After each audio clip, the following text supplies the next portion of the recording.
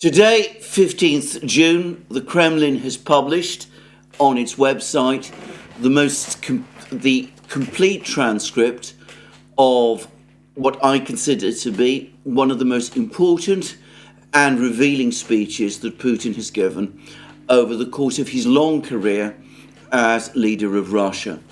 Now, the speed with which the Kremlin has published this speech is remarkable. Usually they take days to get a complete English translation of a speech of Putin's done.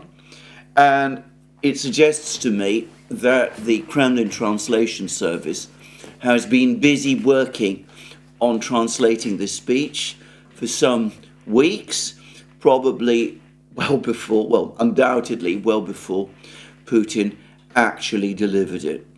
And the speech I'm referring to is, of course, the speech that Putin gave to the board of the Foreign Ministry, which I discussed yesterday, in which he set out the terms upon which Putin Russia is prepared to negotiate a resolution of the conflict in Ukraine.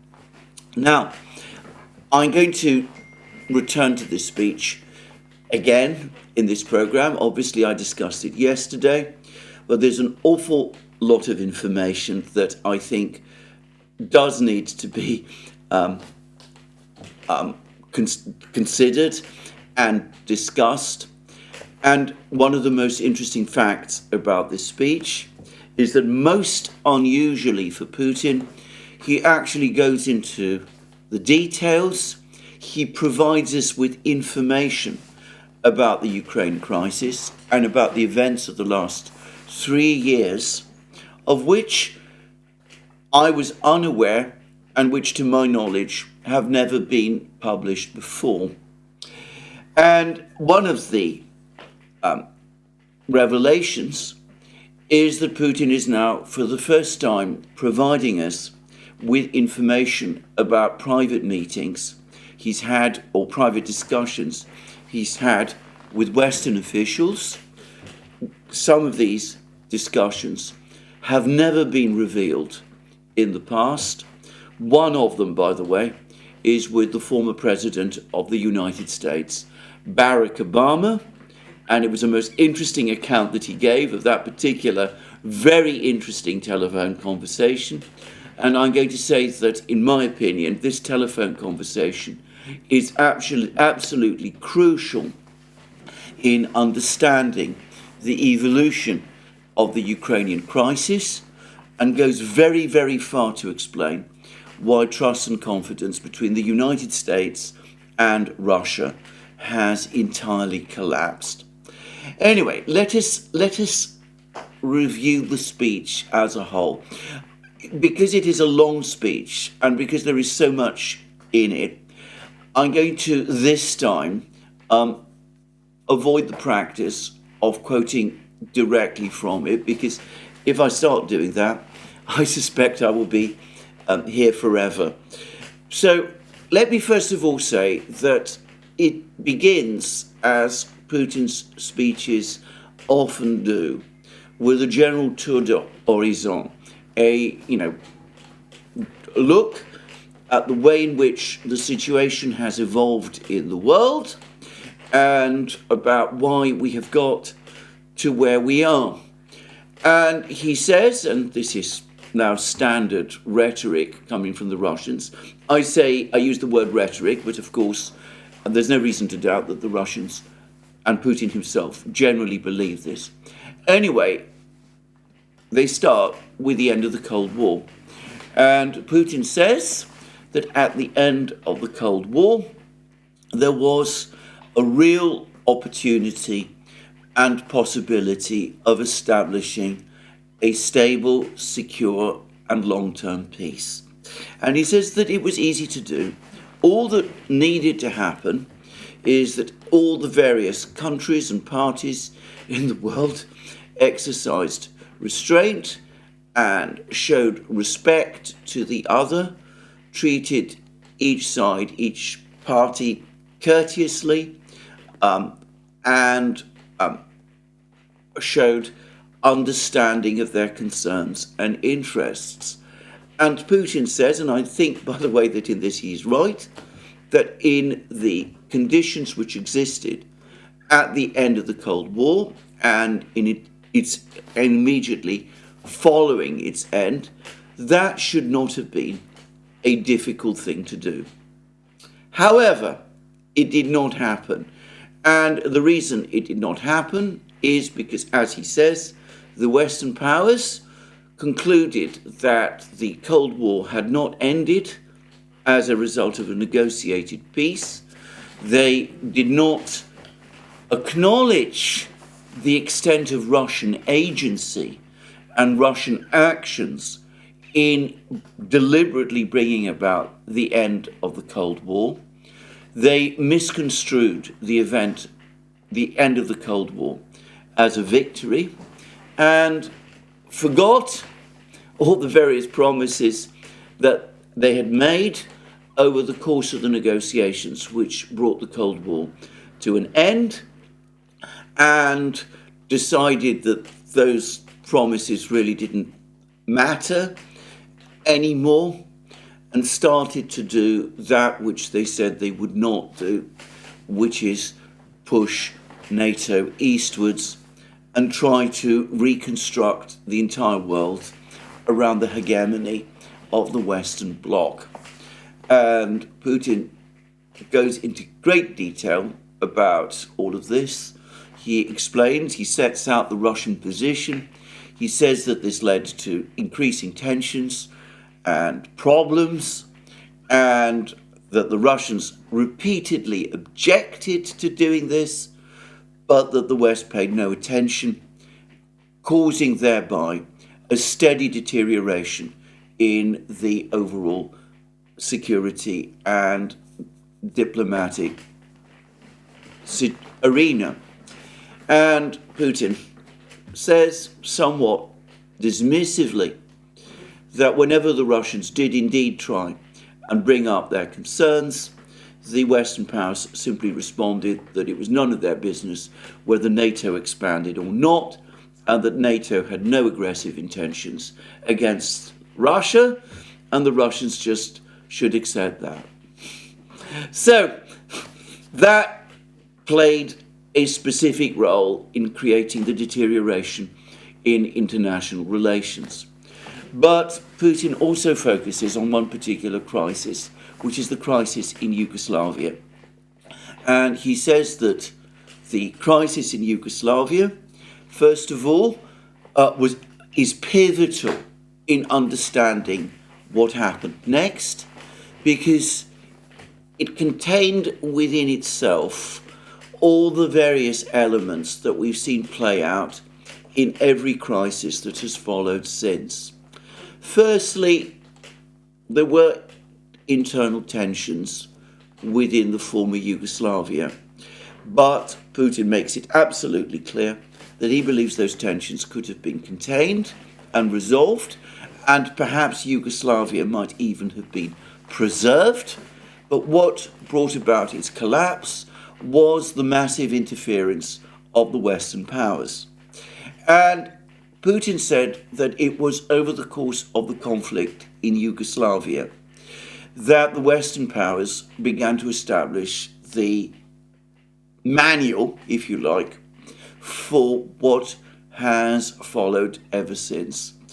Colour revolutions, support for one side, massive propaganda campaigns against a side, whichever it is, that the West holds responsible for the whole problem.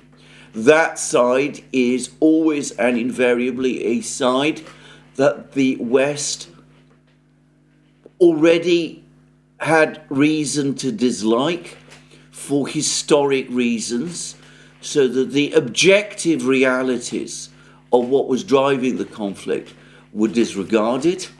There was ultimately the resort to violence, and though Putin perhaps doesn't go into this in huge amounts of detail, a disregard and distortion of international law, with NATO intervening without authority from the UN Security Council, and, by the way, he didn't say this, in disregard of its own promises, and also with the Western powers giving early examples of how they want to remake international law.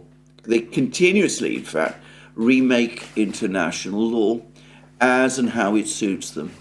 So that, for example, over the Kosovo crisis, they lobbied the International Court of Justice for the advisory opinion on Kosovo, which said that a declaration of independence by a particular region from a country is not contrary to international law, because it is an exercise of self-determination, and its legality ultimately depends entirely on the extent of international recognition of that act, so that the internal laws and procedures of the country that the region is seceding from can be disregarded. That was the opinion, the view of international law that the United States and the Western powers wanted to promote over Kosovo, but when the Russians cited them to explain their actions and the actions of the local people in Crimea and Donbass, well, the West simply ignored the positions, the legal positions that it had lobbied for in the advisory opinion on Kosovo, and of course they no longer talk about it. So that was one thing Putin said. It's clear that for him and for the Russians generally, the events in Yugoslavia continue to have massive significance, and that they feel that the same manual that was being used by the Western powers in Yugoslavia, that was in fact largely created and invented for the crisis in Yugoslavia, is in effect now being used against them. And then, of course, Putin gives a very detailed discussion of the situation in Europe generally, the deterioration of the security situation.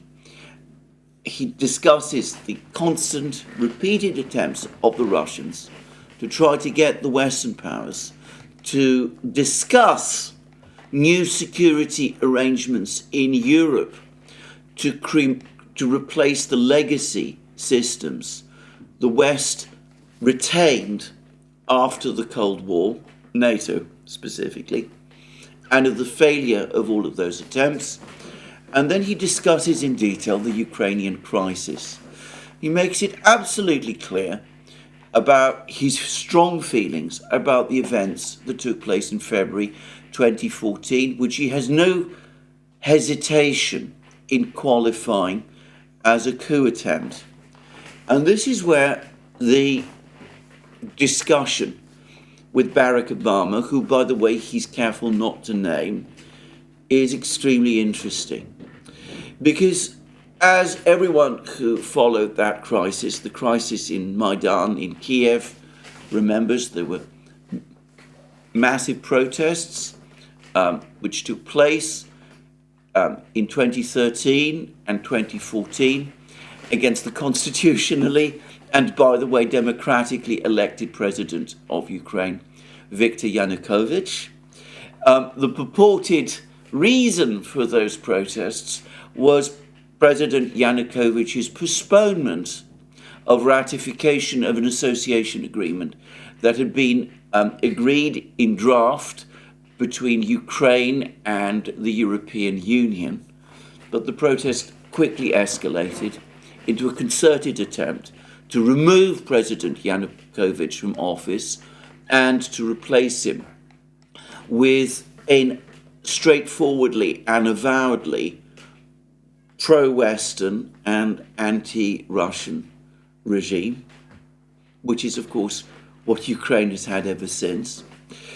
But anyway, over the course of those protests, on the 21st of February 2014, an agreement was reached between President Yanukovych and the protesters, which was brokered, or appeared to have been brokered, by 3 EU foreign ministers, the foreign ministers of France, Germany and Poland.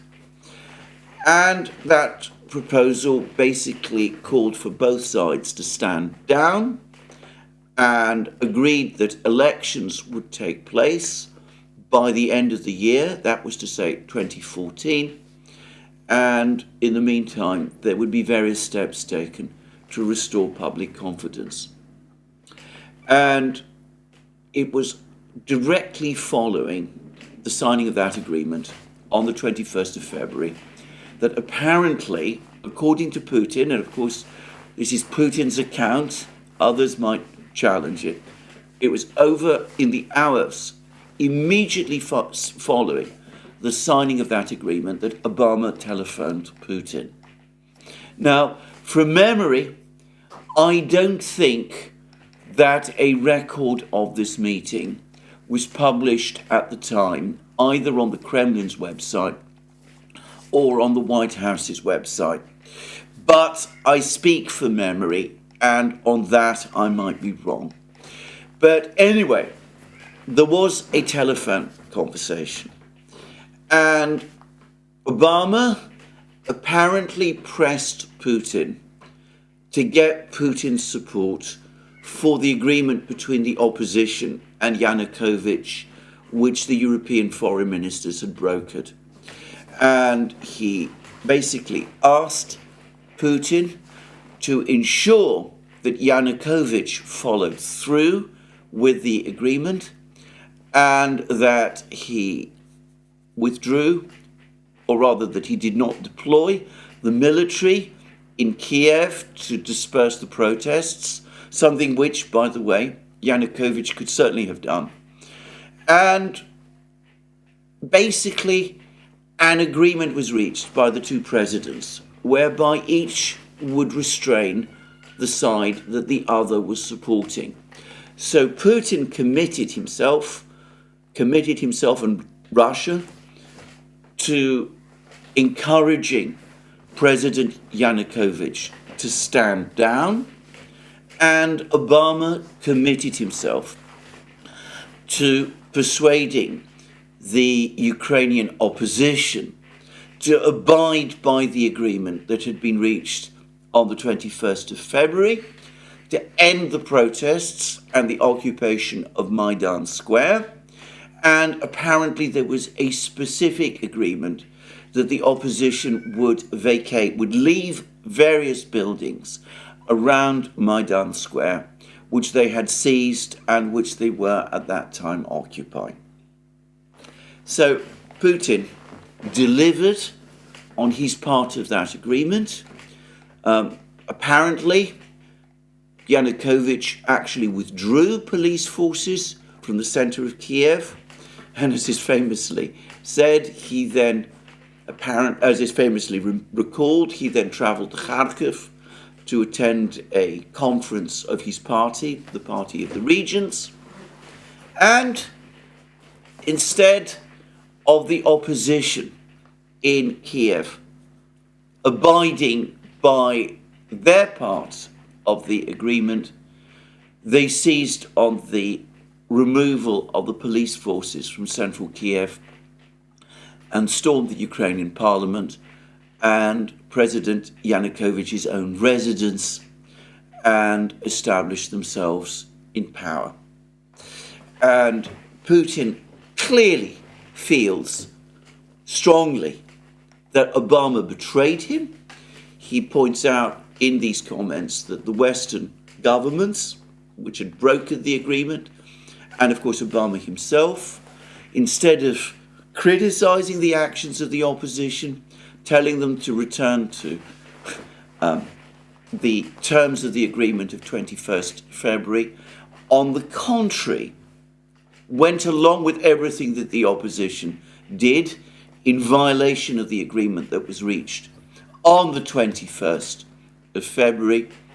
And for Putin, this clearly is a moment when he has ceased to have any trust in Obama thereafter. It explains a great deal. It explains, for me, the obvious deterioration in the relationship that took place between the two men from that point onwards. It also goes far to explain why the Americans and the Russians were unable to come to any kind of agreement over the course of extremely difficult negotiations, which I remember took place in 2015 and 2016, about how to resolve the Syrian conflict.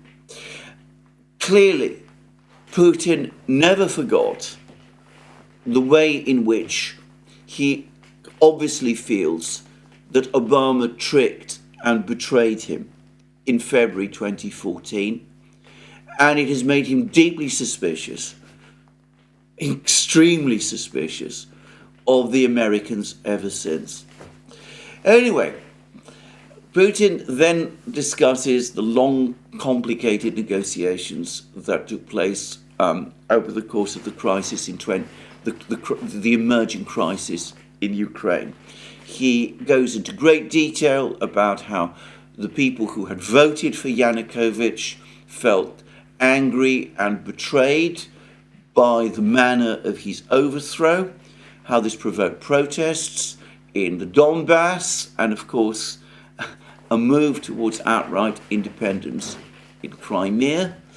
He says that the violent response of the Kiev authorities, the new Kiev authorities, to the events in Donbass were what ultimately led to the war which followed, that the people in Donbass at that time were not seeking outright secession from Ukraine, but were looking for means to negotiate for their own protection. Well, that's his view. But anyway, he goes into great detail about this. He goes into detail about the Minsk agreement and how that was negotiated. He speaks angrily about the fact that the Germans and the French were stringing him along, that they never really intended that the Minsk agreement should be implemented.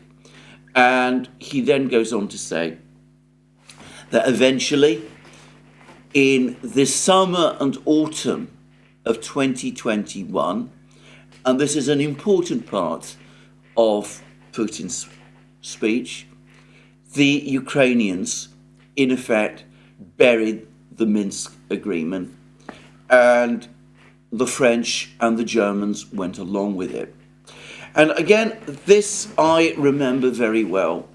At some point in the summer of 2021, the Russians were presented with a proposal.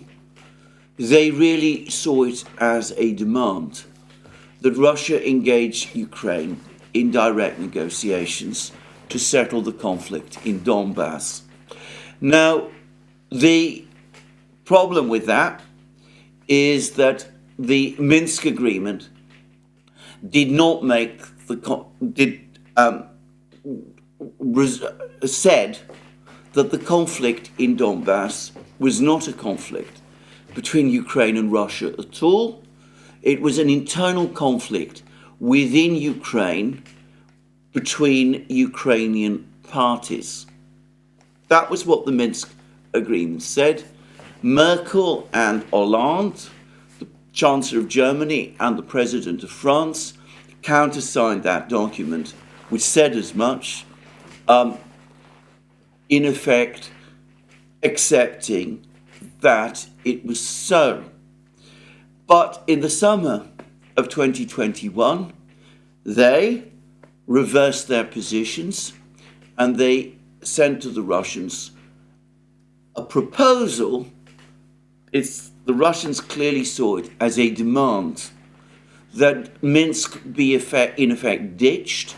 Instead of negotiations between the conflicting parties in Ukraine, that the Russians should negotiate directly with the government of Ukraine, with President Zelensky's government, and should do so over the head of the authorities of the Donetsk and Lugansk People's Republic, who, as far as the Russians were concerned, up to that point, were the key party, the key internal party with which the government in Kiev needed to negotiate. And I remember very well the extremely strong Russian reaction. The Russian Foreign Ministry issued strong letters of complaint to the French and German governments. I remember discussing that it was, I think, démarche is not too strong a word to describe the Russian response. How the Russians then basically said that this was completely unacceptable, that it went entirely behind what had been agreed in Minsk, and that in effect it represented a repudiation of Minsk. And I think it has now gradually come to be acknowledged that the person who was primarily responsible for the decision to change the negotiating formula in the summer of 2021, to insist on direct negotiations between Ukraine and Russia, as opposed to negotiations between the Ukrainian parties, as specified in Minsk, was the French President Emmanuel Macron. And I suspect that this is the moment when the Russians began to lose all trust in him as well. Anyway, from that moment, and notice this took place over the course of the summer and early autumn, the Russians appear to have concluded that a conflict, a renewal of the fighting in Ukraine had become inevitable, because the Western powers were clearly intent on a forceful resolution of the crisis in Ukraine on their own terms. So this event, which, as I said, I remember covering at the time, this attempt by the Germans and the French, Merkel was still Chancellor at the time, by the way, to change the negotiating formula, was for the Russians clearly a major event. And it appears that this, I'm speaking now from memory, Putin doesn't touch on this, but it seems to me that this basically happened directly after the Geneva Summit between Putin and Biden in June 2021. And it's consistent with reports, for example, from the US journalist Seymour Hersh, that the Americans went to Geneva and met Putin in June 2021, looking to try to get him to distance himself from China. And when it became clear that Putin was not going to do that, and that the Russians were not going to do that, that was the moment when the deterioration in the relationship, the deterioration in the international situation, and the seeds of the subsequent Ukrainian crisis, the one we're in today, was sown. So we can see what happened. Geneva, then this shift of position by the Germans and the French, then the very, very strong Russian reaction, with the Russians concluding that the Western powers had lost all interest in resolving the crisis peacefully in Ukraine, and Russian preparations in earnest now for a conflict in Ukraine but combined with a last-ditch attempt to try to resolve the overall crisis between Russia and the West. And there was, of course, an important meeting at the time, as I remember, of Russia's Foreign Ministry Board. Putin delivered a speech there talking about the need for Russia to resolve the security problems on its borders. The Russians proposed their two draft treaties. They again sought movement from the Western powers to try to satisfy their concerns. And instead, according to Sergei Lavrov, the Russian foreign minister, in something that he said a few weeks ago, and which was spotted by the former CIA analyst and chair of VIPS and insightful commentator today, Ray McGovern, what the Russians got instead was a disastrous meeting between US Secretary of State Blinken and Russian Foreign Minister Sergei Lavrov in January 2022, in which Blinken basically retracted a concession that the Russians thought that Biden had made to them, a concession whereby the United States undertook never to position ballistic missiles equipped with nuclear warheads on Ukrainian territory. Blinken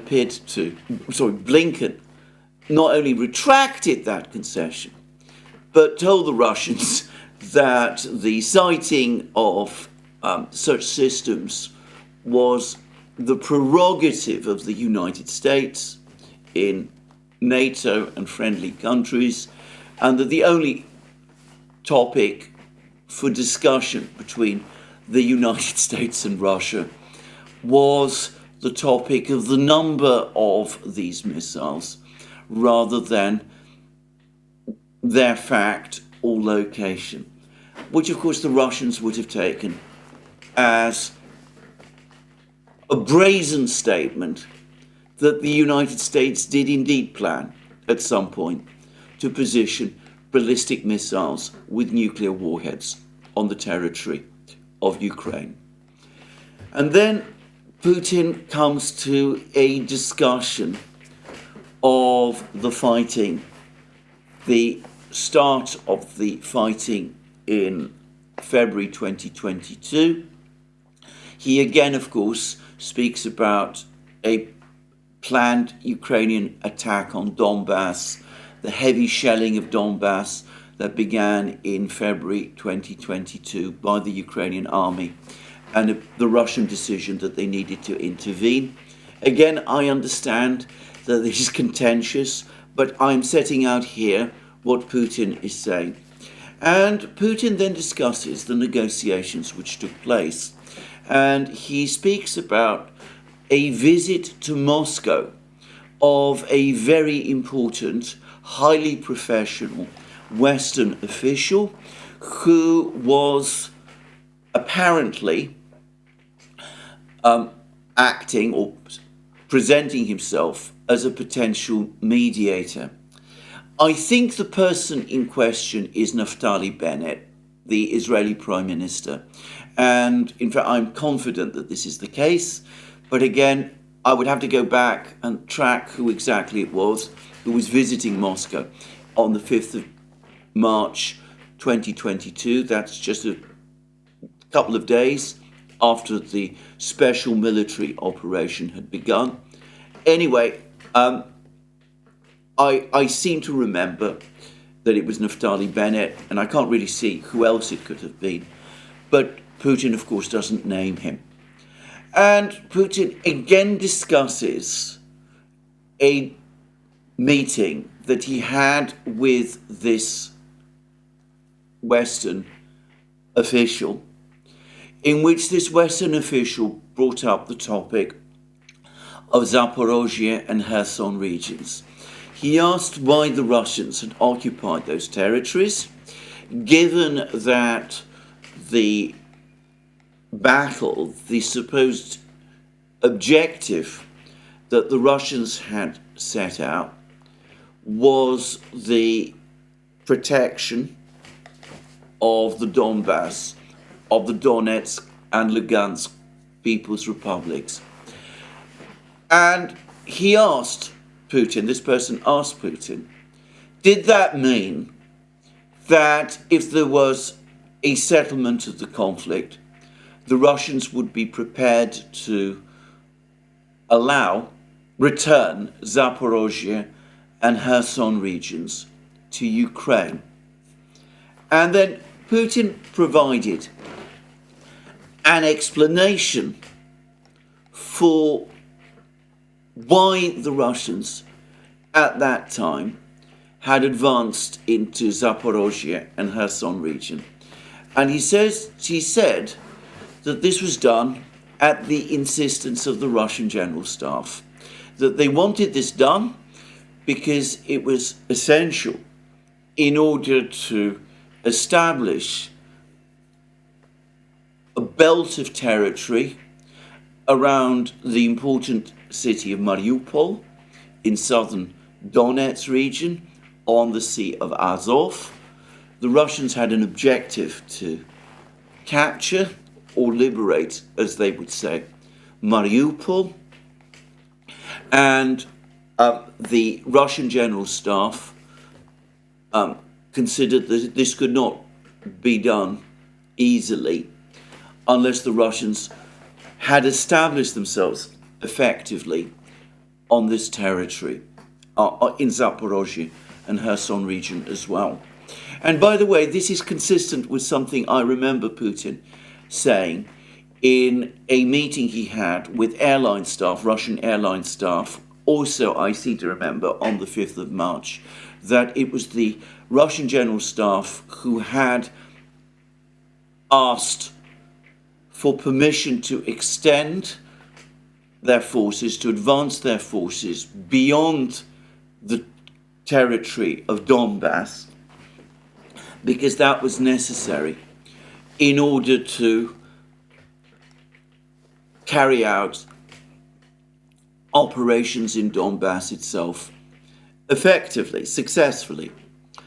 And having provided that explanation, then Putin said that yes, it was the case that if there was an agreement, the Russians would indeed be prepared to return Zaporozhye and Kherson region to Ukrainian control. It would have to be done on conditions. The Ukrainians would need to provide guarantees that the Russians would be able to move goods and people through a land bridge over southern Donetsk and Zaporozhye region to Crimea. But provided that were agreed, and as Putin says, there are any number of examples of such things being done in the past, being agreed in the past, provided that were done, yes, Zaporozhye and Kherson could be returned de jure to Ukraine as part of an overall settlement of the conflict. And then Putin also discusses the Kiev operation and why the Russian forces came and positioned themselves outside Kiev. And interestingly, Putin acknowledges that there was dissension about the Kiev operation on the part of the military and security services in Russia. There was no complete agreement about this operation and its wisdom, which suggests to me that it might have been improvised at the last moment. But Putin says that there was never any intention to storm Kiev itself, that the Russians were perfectly well aware that they did not have enough troops to storm Kiev, but that they deployed their forces close to Kiev in order to pressure the Ukrainians to engage them in negotiations. And Putin goes on to say that somewhat to the Russians' surprise, the Rus worked, and the Ukrainians did, in fact, agree to negotiations. And this is what led to the Istanbul Agreement. Now, the rest, what he says thereafter about subsequent events, is perhaps less important. But about his proposal, I think we can say definitely, despite certain denials that there have been from the Kremlin, that the proposal that he outlined yesterday definitely is an ultimatum. He makes it absolutely clear, first of all, in these long comments that he's made, that he does not regard Zelensky as any sort of person that the Russians can negotiate with. He has his team, his legal advisors, have found a judgment of the Ukrainian Constitutional Court of May 2014, one which took place some months after the Maidan events, the change of power, and which seems to have been intended to give some kind of legitimacy to President Yanukovych's ouster. But Putin says that the interpretation, the only interpretation, possible interpretation of this Constitutional Court decision, is that a Ukrainian president cannot remain in office simply by signing off on a martial law decree and cancelling elections, that there is no mechanism under the Ukrainian constitution to do that. But Putin says that, yes, the Russians nonetheless are prepared to negotiate with Ukraine, though not with Zelensky himself. There are still legitimate bodies of power in Ukraine who the Russians could treat with in negotiations. And he's clearly referring to the Speaker of the Ukrainian Parliament, though he doesn't name him. And he sets out his terms, the ones that I discussed yesterday. Ukraine must withdraw all its troops from Zaporozhye, Kherson, and Donbass. It must agree not to join NATO and must accept neutral status. It must also act on the agreements that were reached in Istanbul for its own demilitarization, for the liquidation of the ideology of the 1930s that has achieved such a hold on Ukraine, and it must also provide specific protections to Russian speakers, or perhaps I should say to Russians in Ukraine, remaining Russians in Ukraine. So that's Putin's proposal. It is in effect, as I said, Istanbul Plus. But he makes it absolutely clear over the course of his speech that if this proposal is rejected, then the war will indeed go on, the Russians will continue to advance, and if the question of negotiations arises again, then Russian terms will become much harsher, consistent with the evolving realities. He is absolutely clear about this in his statement. And in effect, one of his officials actually has confirmed this. Now, this is Konstantin Gavrilov, who is a a senior Russian diplomat. He's Russia's chief delegate to the Vienna talks on military security and arms control. And Gavrilov has just said on an interview for Rossiya 24 television in Russia, he's just said this: there are points of no return. The next thing that Russia will have to offer will be the document about the Kiev government's surrender. In other words, if the Ukrainians and the Western powers reject this proposal, not only will the Russians continue the war, expecting to achieve victory, but in future, not only will their terms be a lot harsher, but those terms will almost certainly take the form of a demand for Ukraine's unconditional surrender. Now, that's not what Putin himself says, but Gavrilov is, of course, a senior official of the Russian Foreign Ministry. He will have attended this meeting where Putin made his statements. He will have consulted, of course, and be fully in the loop with all of the various discussions that are taking place in the Foreign Ministry. And I think we have to take this comment by Gavrilov completely seriously. And I would say that though it goes beyond the text of what Putin has said, it does not really contradict it. This is the last proposal of this kind that the Russians are prepared to make. I am sure that this is correct.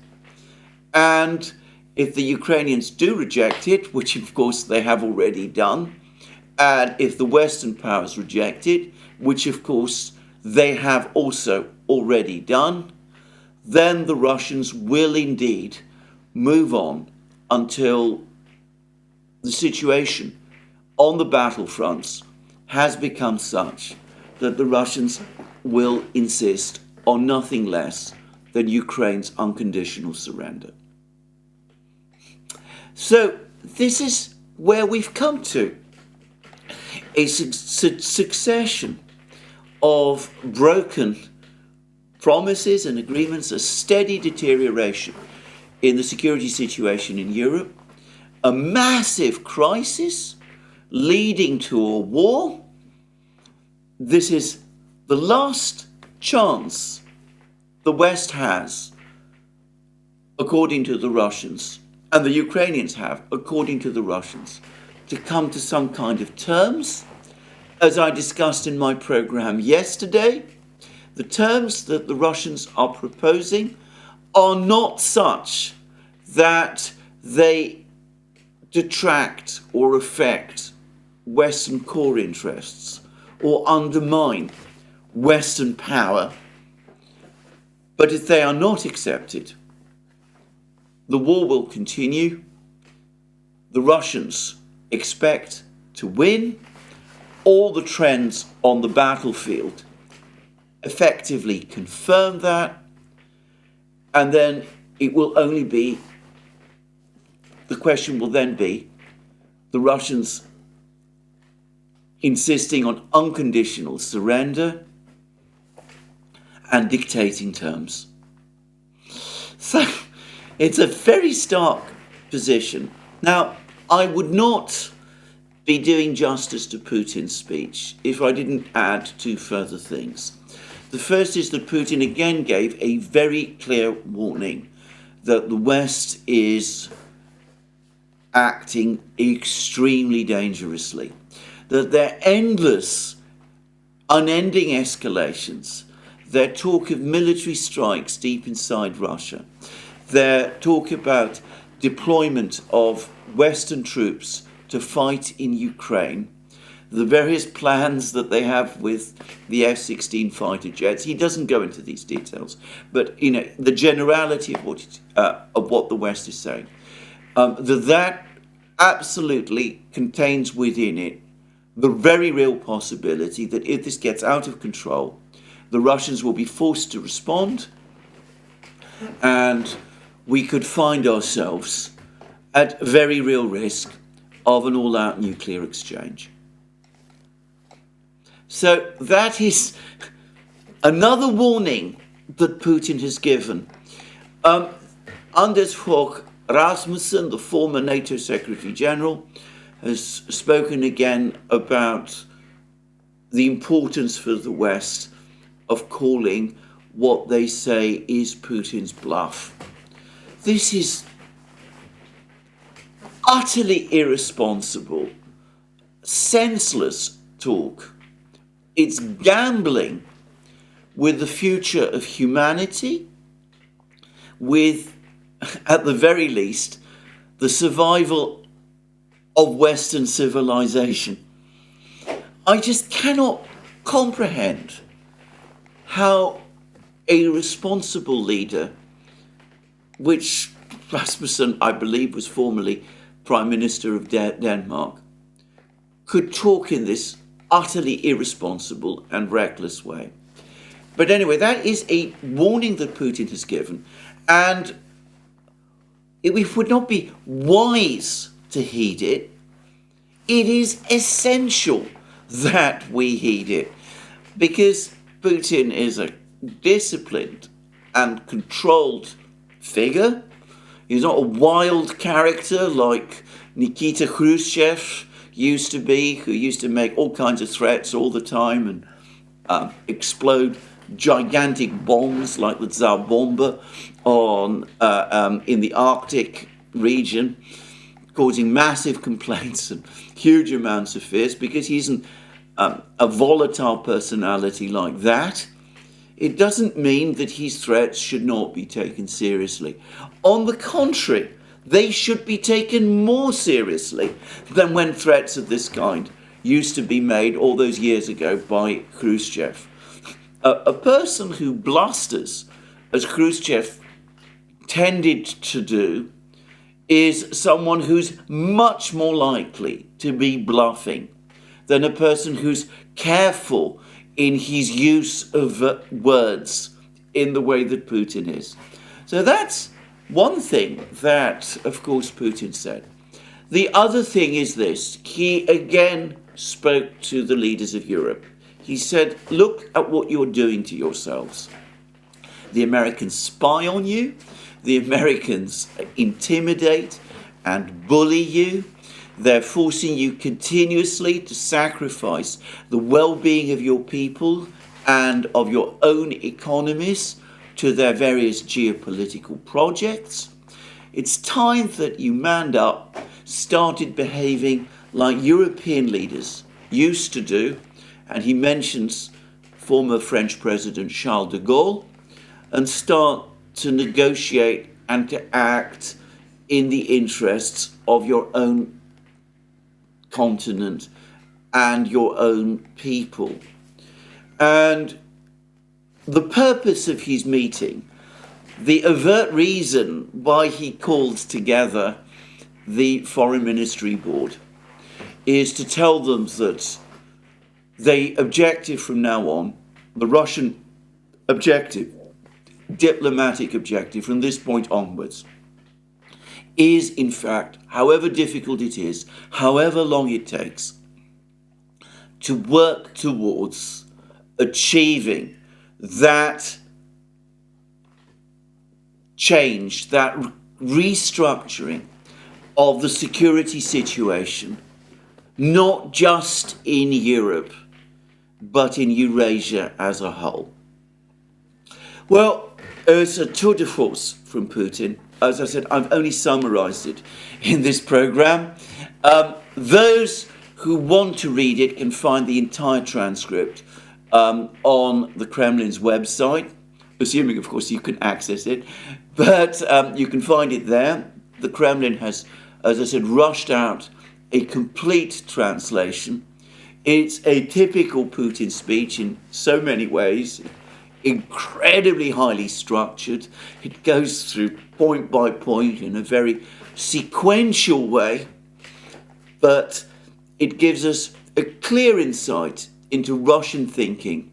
And over the course of it, by the way, Putin makes it quite clear that this isn't just his own thinking, it is that of the Russian leadership as a whole.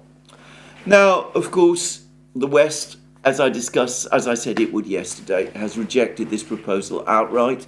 So, of course, has Zelensky. Zelensky, of course, has a reason to reject this proposal because Putin is, in effect, now calling time on him. He's saying that Zelensky is no longer the legitimate president of Ukraine and that the Russians cannot negotiate with him from this moment going forward.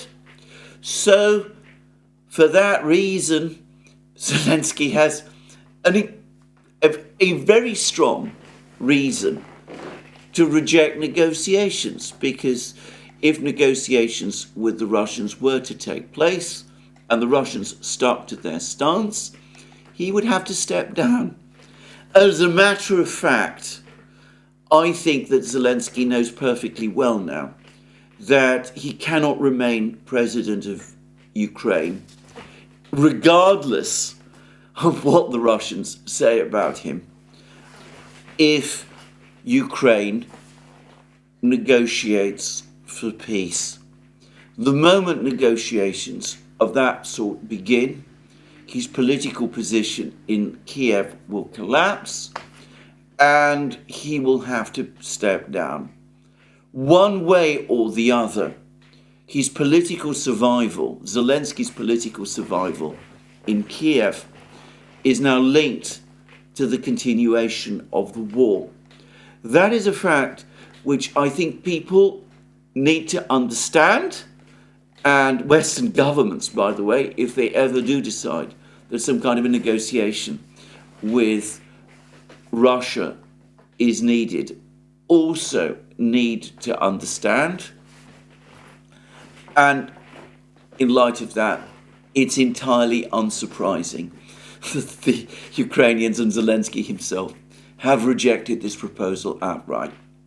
Now, there is a view circulating that the purpose of Putin's speech was to further destabilize the Lucerne conference, the peace conference that is now opening, starting today in Switzerland. And that's true, by the way. I mean, there's no doubt that Putin and the Russians timed this speech intentionally so that it would take place on the eve of the conference in Switzerland. They've not been invited to the conference. They've not had their ideas for how the war is to end solicited. They're not going to be allowed at that conference to say what their terms for ending the war are going to be. So it makes complete sense, given that this conference is taking place and that states from all around the world have been invited to attend, that the Russians should make clear on the eve of that conference what their own ideas for an eventual resolution of the crisis in Ukraine are. I don't see why that's wrong. I mean, it is what it is. But of course, this speech goes far beyond that. It's such a carefully constructed development of the Russian position, set out in such detail and at such length, explaining Russian reasons and Russian concerns, and, as I said, placing everything in the context of what the Russians clearly see as a world crisis, that it's also, I think, stretching things a bit far to say that it was all put together simply in order to derail a conference in Switzerland, which is already, to all intents and purposes, falling apart. Now, I gather that 160 countries were invited to attend. I've heard that only 60 will do so. That might be wrong. That might be a massive overstatement. It's likely that various countries will send lower-ranking representatives to the conference. But it's already clear that no peace plan of any kind is going to come out of it. Just apparently a general statement of principles which basically follow the West's outline. With the Russians not present, most countries really don't see the point of this. And again, there's been attempts in some places to talk this peace conference up as a heroic attempt to do so in The Guardian today. But it's clear that this conference has already deflated like a balloon. China's decision to stay away was, in my opinion, effectively the coup de grace, the moment that this particular balloon was pricked. So I'm not going to spend any more time discussing the Geneva conference, the Lucerne conference. But I think that since, again, we're talking about a war, and since we're talking about military situations, I'm going to say now something about the military situation. Because, of course, this is what is driving everything. And going back to Putin's statements and the fact that ultimately, despite, as I say, comments from the Kremlin, from Peskov, that this is not intended to be an ultimatum, that is clearly what it is. And it is an ultimatum that is backed by a punch, as any ultimatum must be. So what is happening on the battlefronts? Well, in other comments, not in this speech, at least I didn't see them in this speech, but in other comments, Putin has now confirmed that the total number of Russian troops who are located in the conflict zone is now 700,000. 700,000. Now, that is a much larger number than we've had at any previous point in the war. The last time he spoke, he put the number of Russian troops, as I remember, at around 500,000. So we've seen a huge upward jump. And by the way, that was a few months ago. And 700,000 men across the battlefronts, I am confident, greatly outnumbers the total number of Ukrainian troops, that Ukraine actually has. I believe the Ukrainian army still claims that it numbers around 1 million men, but when we see reports that most Ukrainian elite brigades are operating at something like 40% strength, that gives us a genuine idea of the difference. And as Alex Christoforou and I recently discussed in a program we did on the Duran, I believe the true number of Ukrainian troops on the combat line is probably closer to something like 250,000. Now, it's important to say that not all of those 700,000 Russian troops are combat troops. Perhaps half are. It's also important to say that the number of Russian troops that are actually engaging the Ukrainians in battle at this point in time, even as the Russians continue offensive operations, is certainly much less than 700,000 or even 350,000, which is my guess of what the sort of teeth units, the actual infantry and armoured units number. I'm not going to try and guess how many troops are involved, but suffice to say that I reckon there's about 25,000 Russian troops in Kharkiv region, where we'll come to what's going on there. Shortly, I reckon there's perhaps the same number in the Rabotino, Zaporozhye area. There's probably maybe around 50 to 100,000 in the Ocheretino, Avdiivka area, and I've seen a figure for the Russian forces around Chasiv Yar of about 25,000 as well. And not all of these troops, as I've said before, are regular Russian military, or at least when they are, they still tend to come from the, if you like, spearhead units that have been active in the combat zone basically right from the start of the war.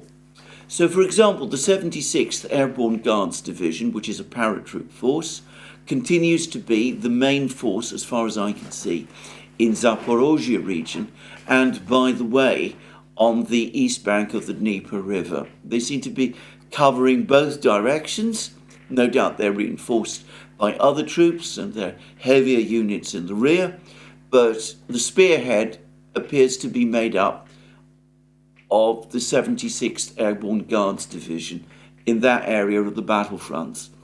In the Siversk area, the military force that is slowly closing the ring around Siversk appears to be the 106th Airborne Guards Division, another paratroop unit.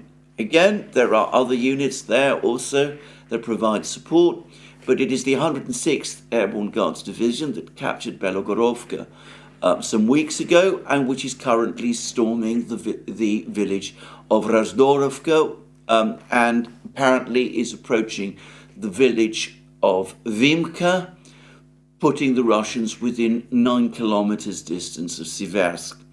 So that's the area of the 106th Airborne Guards Division.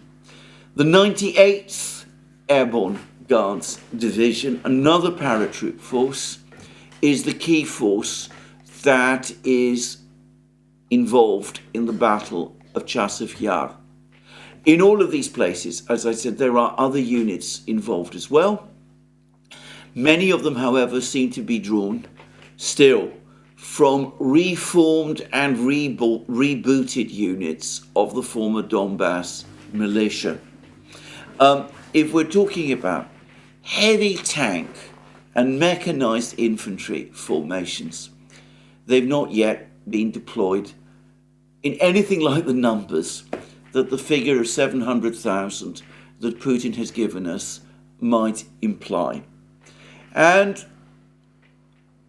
when those forces are deployed, and the question is, when will the Russians decide to deploy them?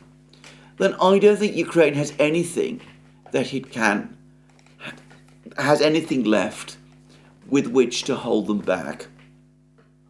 So that's, if you like, the mailed fist that the Russians are now wielding on the battlefronts. Compare that with the 150,000 troops that the Russians are now estimated by most objective observers to have deployed in Ukraine at the start of the special military operation in February and March. Bear in mind that the Russian army continues to grow. Recruitment continues at a rate of 30,000 men a month. It is likely that Russian forces will continue to increase over the course of the year. Roughly a year ago, Putin said jokingly in a discussion he had with Russian war correspondents that the Russians would need 1 million men, would need to deploy 1 million men in Ukraine to capture Kiev. Well, perhaps he's not that far from that total. Just saying. Anyway, that's the sort of bigger story. What is actually happening on the battlefronts? Well, there was another big missile strike by the Russians yesterday, mostly targeting Starokonstantinov, this air base in central Ukraine, where the F-16s are supposed to be operating. There is a report in one of the unending number of US military-oriented publications, which speaks of Ukrainian F-16 pilots having received only minimal training, and of there being disputes between the Americans and the Europeans about proper training for the pilots who are supposed to operate the F-16s. Just saying. But, all right, another Russian military strike. There was a lot of discussion yesterday over the course of the afternoon about the true situation in Volchansk. Now, yesterday I said that Group of Forces North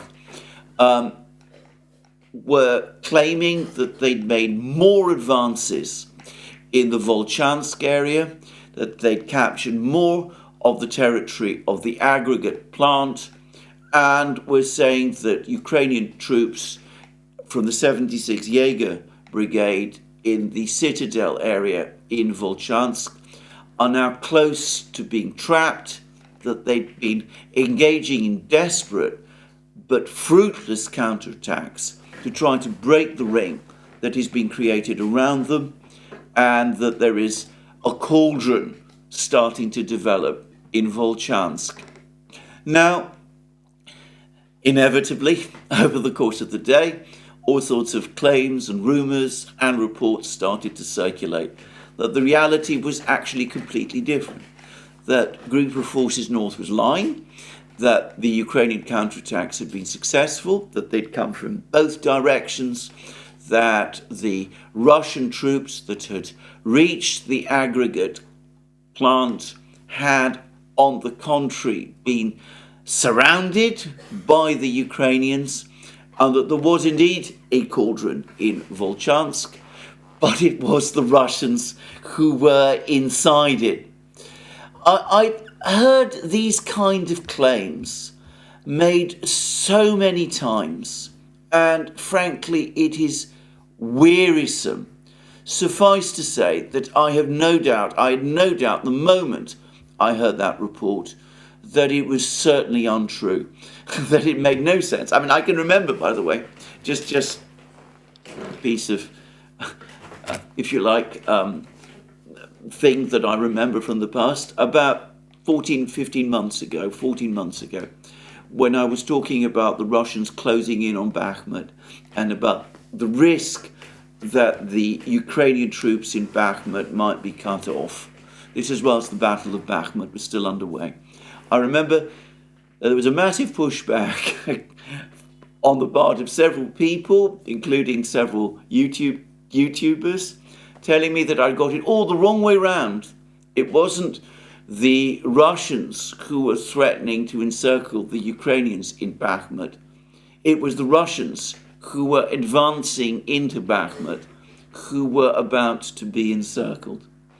Well, it turned out otherwise, and I'm afraid all of those reports yesterday about the situation in Volchansk inevitably reminded me of all of that.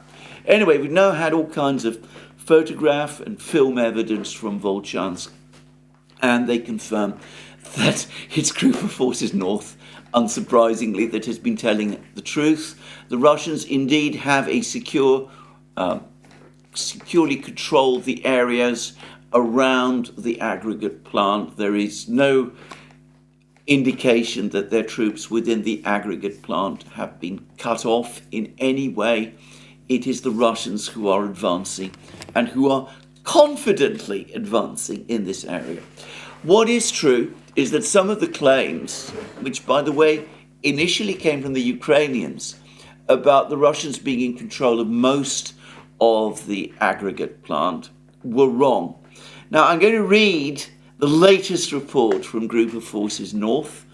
I apologise, by the way, for the way that I always read these reports, but I have to say they are so different from pretty much everything else we get from the conflict, in that they come from one of the actual militaries and that they describe with accuracy the actual situation, that I can't resist the temptation of doing so. But anyway, this is what Group of Forces North tells us. On June 14th, the Group of Forces North continued the liberation of the border areas of Kharkiv region. In the Volchansk direction, fierce fighting continues in the town of Volchansk. The enemy has sharply intensified over the day has conducted more than 10 counterattacks in the area of the high-rise buildings, that's to say the citadel area, and in the east of the city, and has also tried to transfer reinforcements by forcing the Volcha River. Group of Forces North were prepared for this development and foiled all of these attempts. Ukrainian forces suffered losses amounting to more than 250 men killed and wounded. That is a very high number of losses for a battle for a small town like Volchansk. Just saying. And then they provide us with some information about the state of the fighting in the aggregate plant. They say the advance of Group of Forces North assault groups continue on the territory of the aggregate plant. To date, more than 40% of the plant's territory has been liberated. So the Russians do not control 60% of the aggregate plant, as some Ukrainian reports said. They don't control the whole of the aggregate plant, as DP, the Ukrainian mapping project, sort of implied. They control 40% of it, but they are advancing in it. And then they say that the Ukrainians made more attempts to attack in the Lipsy area, but all of their attacks were repulsed. The Russians say, Group of Forces North say, that Ukraine lost 400 troops in the Kharkiv area. And then they finish this report as follows. As expected, having gathered sufficient forces and equipment, Ukrainian army launched a counteroffensive in the Volchansk direction. The Ukrainian commander Syrsky justifies his nickname, the Butcher, and has already put down, in other words lost, almost 4 companies in 24 hours. 400 men translates to 4 companies. Ukrainian mobilized men of the last wave are already participating in Butcher assaults under the fire of TOS-1 multiple launch rocket systems. Along with them, personnel without combat experience, mainly flight technicians and airfield maintenance personnel, transferred from rear units, are being slaughtered. What we expect has begun, and we are ready for this fight. Victory will be ours. So there we go. So Ukrainian counterattacks are definitely underway.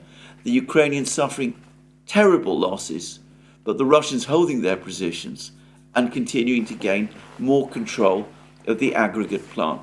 That is what Group of Forces North tells us. I think their reports are reliable. They have appeared to be so up to now. I've never caught them in any inconsistency when the facts have become known, and I am confident that this report is true.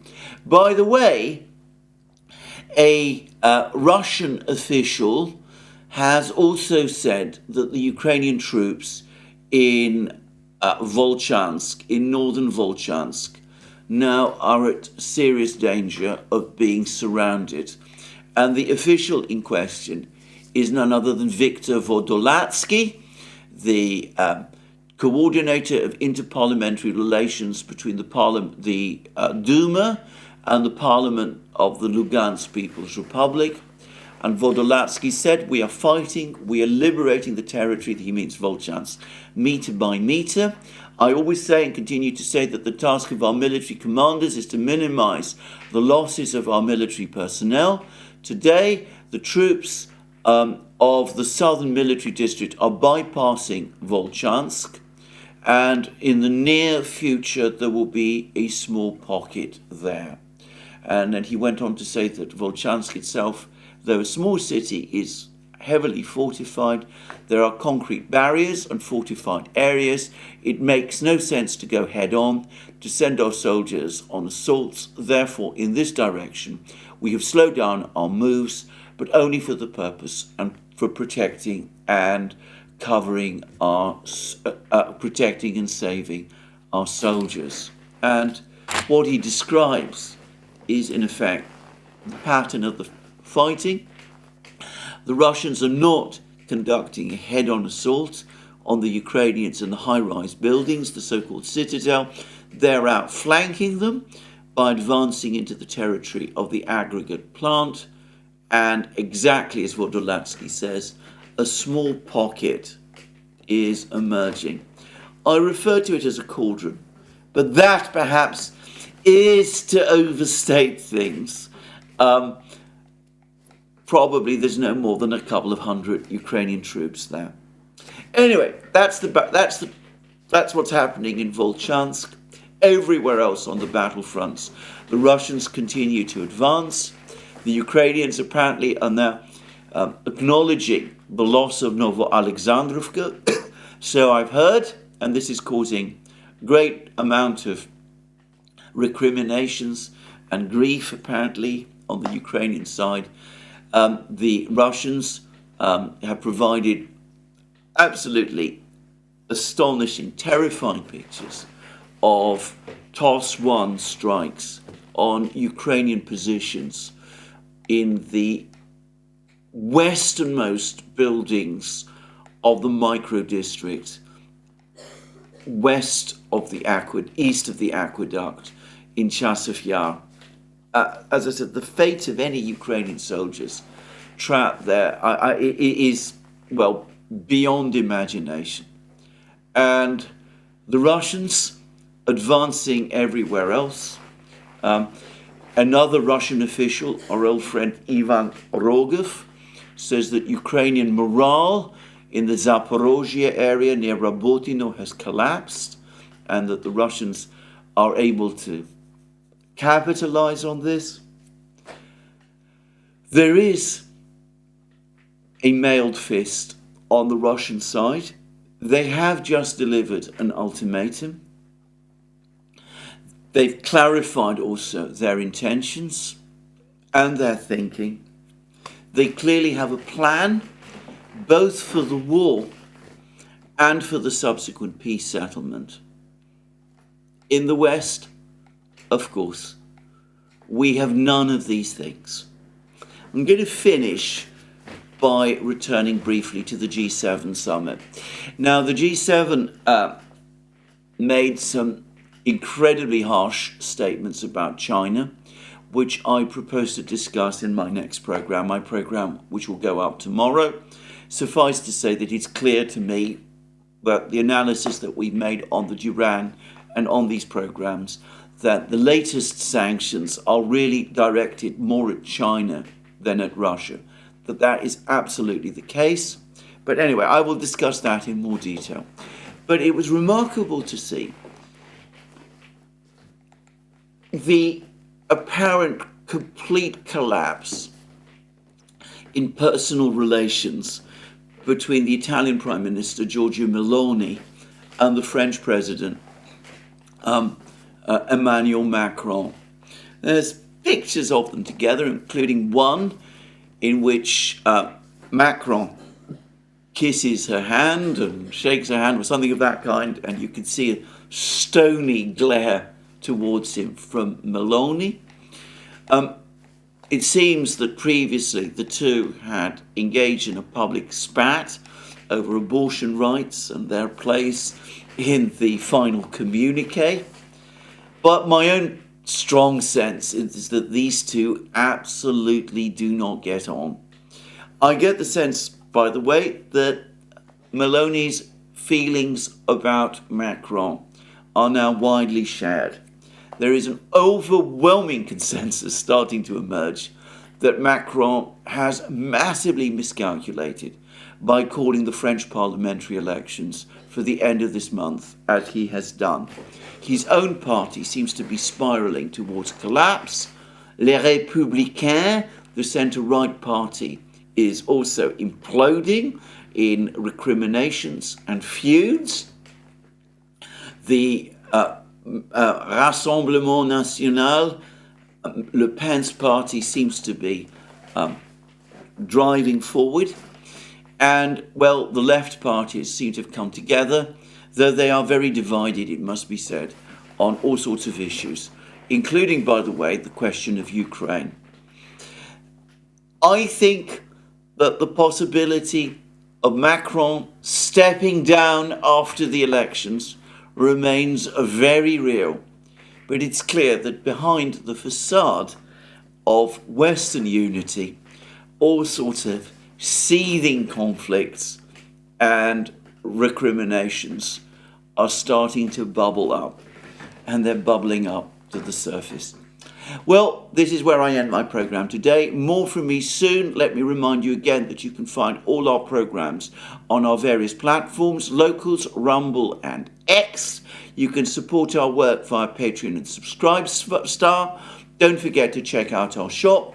You find all sorts of amazing things there. Magic mugs, hats, hoodies, and other great things. And also our new Football 24 range of items. And last but not least, if you've liked this video, please remember to tick the like button and to check your subscription to this channel. That's me for today. More from me soon. Have a very good day.